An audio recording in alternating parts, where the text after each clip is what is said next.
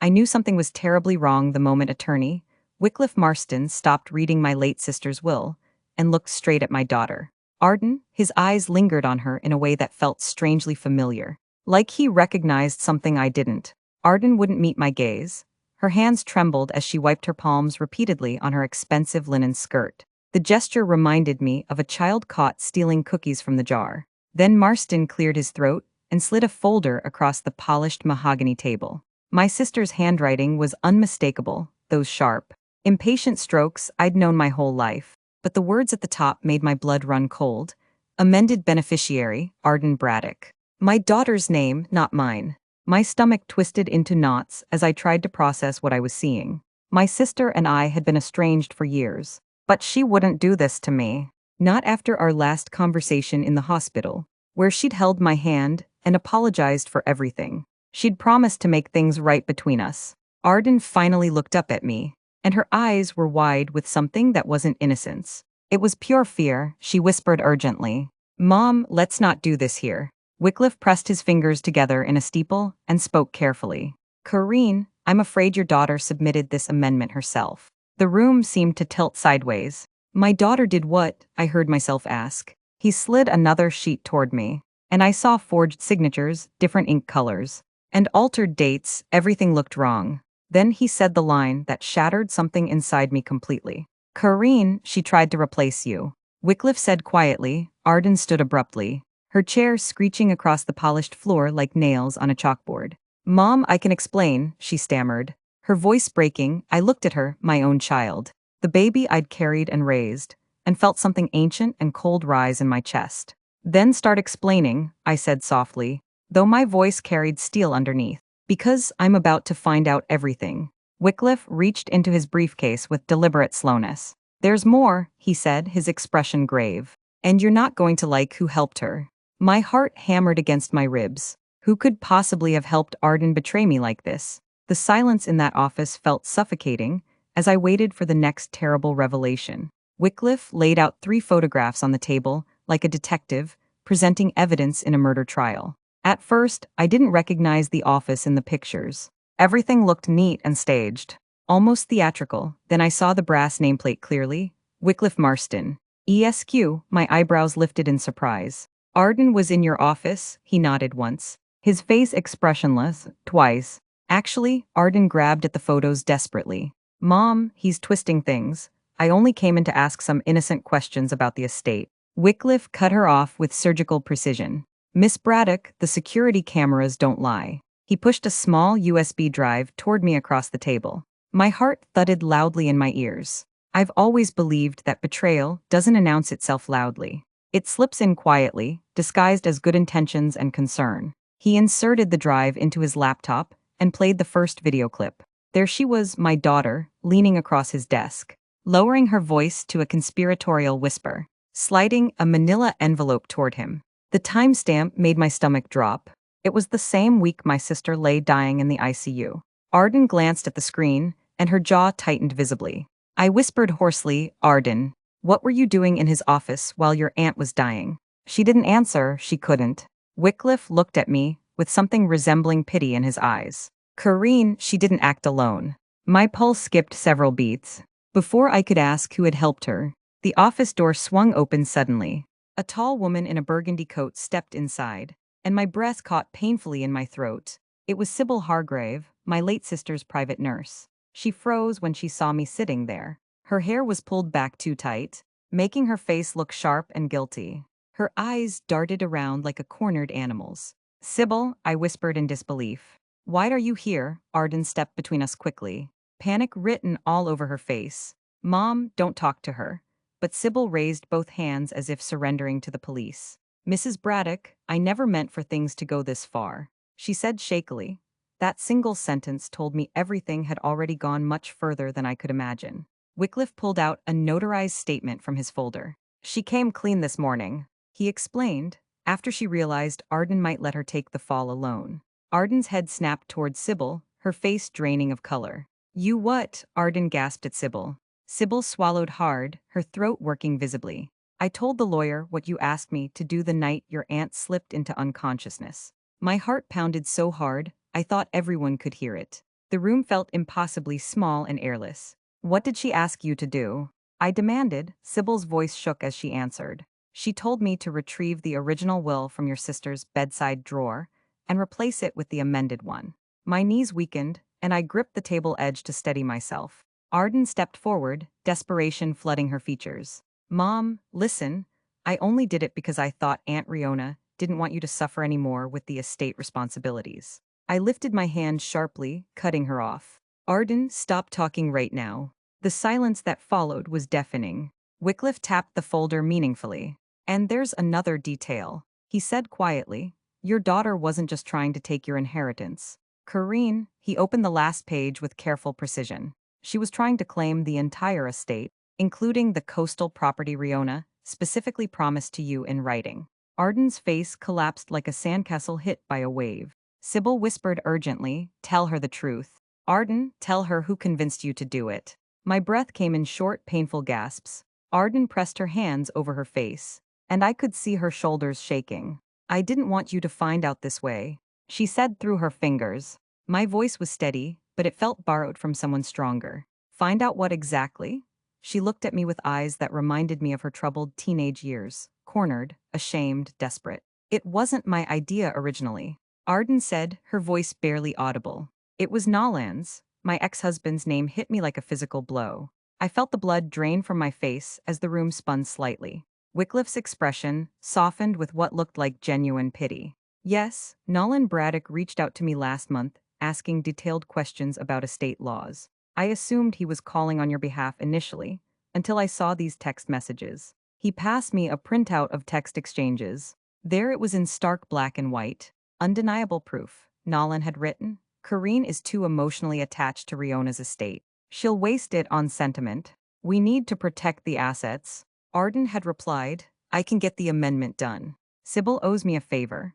The words cut through me like cold steel slicing through flesh. It wasn't my idea originally, Arden said, her voice barely audible.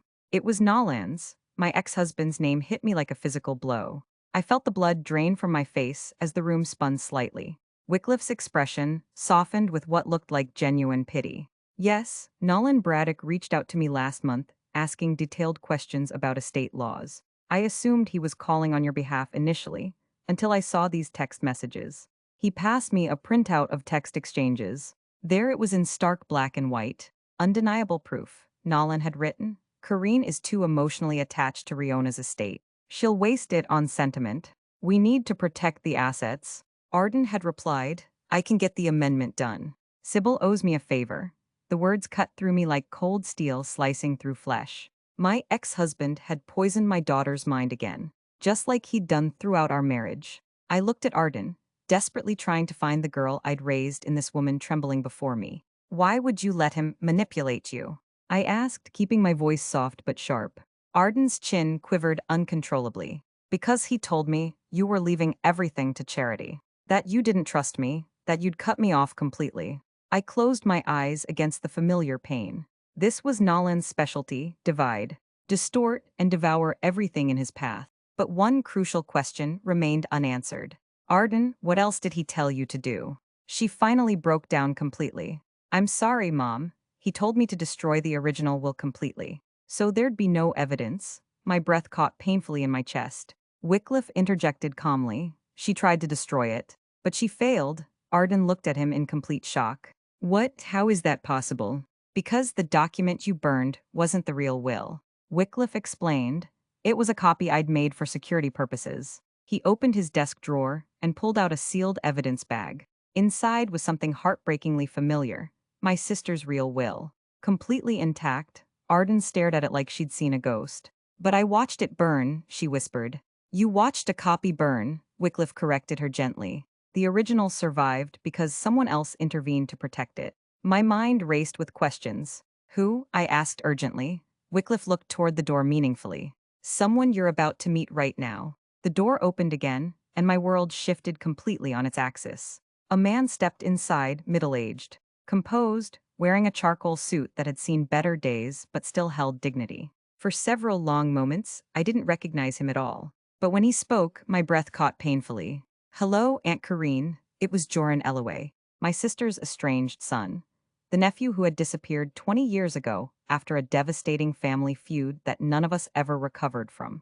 Arden's mouth fell open in shock. What are you doing here? Joran looked at her with the kind of cold disdain that comes from watching corruption unfold up close. I was the one who found the real will, he said evenly, and I was the one your father tried to bribe to stay quiet about everything.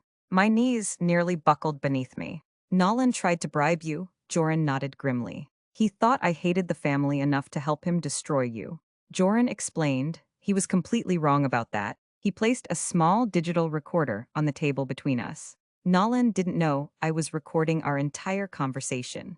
Arden gasped audibly. You have proof of everything. He nodded slowly. I have everything you need. My heart pounded with a strange mixture of hope and dread. Part of me felt protected for the first time since this nightmare began. But another part knew that if Joran was here after 20 years of silence, he wanted something in return. Nothing came free in our family. He turned to me, his expression carefully unreadable. Aunt Karine, before you hear this recording, there's something crucial you need to know. He leaned closer and dropped his voice to barely above a whisper. Your sister didn't die the way you think she did. Joran said quietly. The room seemed to freeze in that moment. Joran placed the small recorder in the center of the table, like he was handling a live bomb.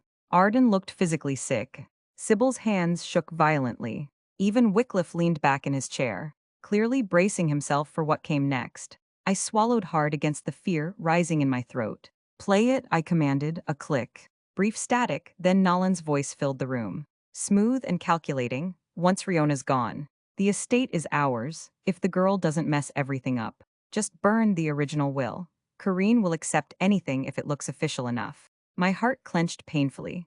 He spoke about me like I was nothing but a gullible obstacle to remove. Arden whispered desperately, Mom, I didn't burn it, I couldn't go through with it. I held up my hand, needing to hear everything. The recording continued relentlessly. And remember, Nolan said coldly, Riona's condition makes everything easy. Sedatives hide everything. Nobody questions anything with a dying woman. My breath caught sharply. Sedatives. I looked at Sybil with sudden, terrible understanding, and she froze under my stare. She never overdosed, Sybil said quickly. I swear I didn't give her anything dangerous. Joran stopped the recording abruptly. There's more, he said grimly, including a part where Nolan pressures your daughter to get documents notarized under false dates. But he didn't press play again. He looked at me with the heavy burden of someone carrying truth nobody wants to hear. Aunt Karine, Riona didn't die naturally. My chest tightened until I could barely breathe. What are you implying? I whispered hoarsely. Joran's voice was almost gentle despite the horror of his words. She was given something she shouldn't have been given. He paused meaningfully, and the last person alone with her that night was Arden. The room snapped into frozen, terrible silence. Arden's eyes widened in complete horror. Moms, no, I didn't kill her. I would never do something like that. I felt my breath coming ragged and painful. I desperately wanted to believe her. I needed to believe my daughter wasn't capable of such darkness. Wycliffe placed a calming hand over the file folder. Karine, we haven't accused your daughter of murder. The medical examiner ruled the death natural. Joran interjected sharply, because someone switched the medication dosage logs afterward. All eyes turned to Sybil accusingly. Her lips pressed into a tight, guilty line. I only did what Arden asked me to do. She said defensively. Arden exploded suddenly. I didn't ask you to change any logs. I only asked you to. She stopped herself too late, realizing her mistake. To what? I demanded, my voice sharp as broken glass. She sank into her chair, her face crumpling with shame. I asked her to increase the sedatives, just enough to keep Aunt Riona asleep, so she wouldn't wake up and change her mind about the will. My stomach dropped sickeningly. Arden sobbed openly now. I didn't want her dead. Mom, I didn't want to lose everything the way I saw you lose things with Dad. I stared at her, struggling desperately to breathe normally. The child I'd raised had tried to sedate her dying aunt. Joran's voice was low and hard. She didn't kill her directly, but the intention alone gave Nolan exactly what he needed to manipulate her completely. I looked at Arden through tears I hadn't realized were falling. She was crying too, mascara running down her cheeks. Mom, please say something, anything. But I couldn't speak yet. I wasn't ready to forgive or condemn. Wycliffe cleared his throat professionally.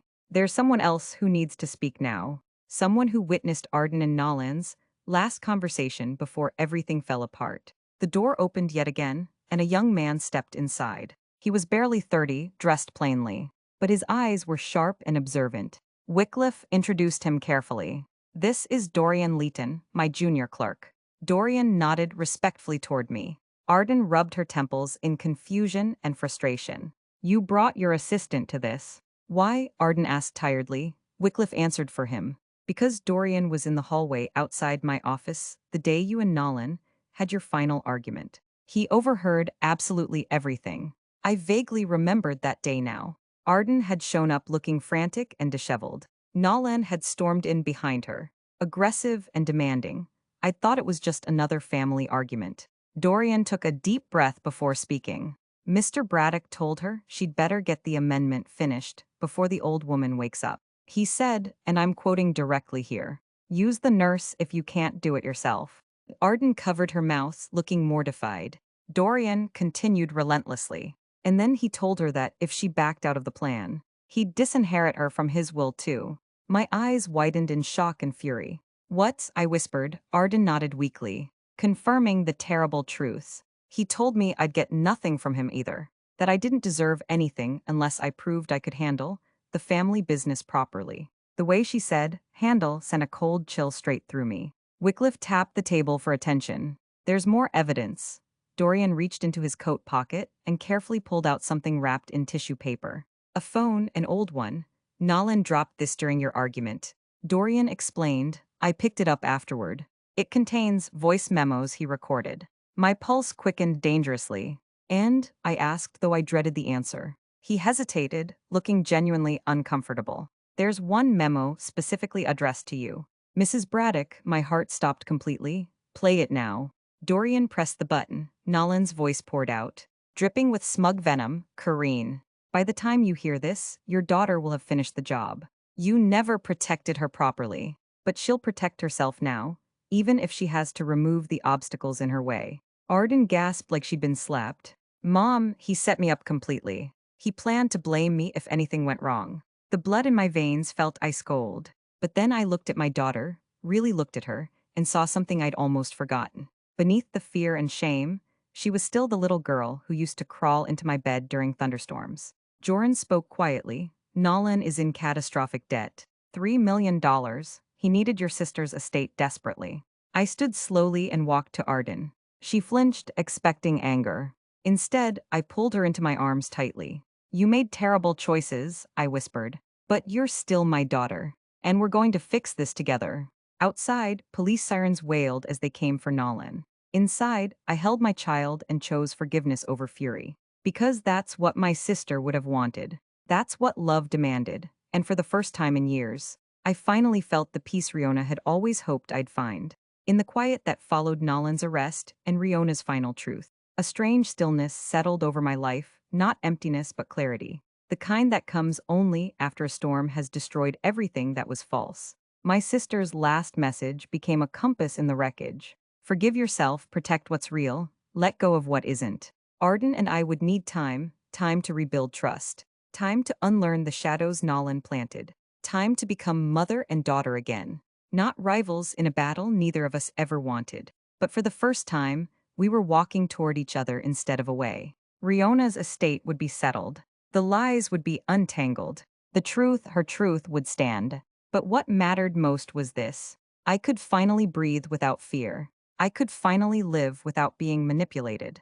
I could finally choose peace instead of surviving chaos. And as the last echo of Riona's voice faded from the screen, I understood what she meant. Some inheritances are made of money. Others are made of mercy. And the greatest legacy my sister left me was the permission to start again. I closed the laptop, held my daughter's trembling hand, and stepped into a future that, for the first time in years, finally felt like it belonged to us. The truth freed us. And this time, nothing and no one would steal it again. Tell me in the comment what family betrayal hurt you the most, and how did you handle it? I read every comment and I promise to always respond when you drop yours. Your opinion matters.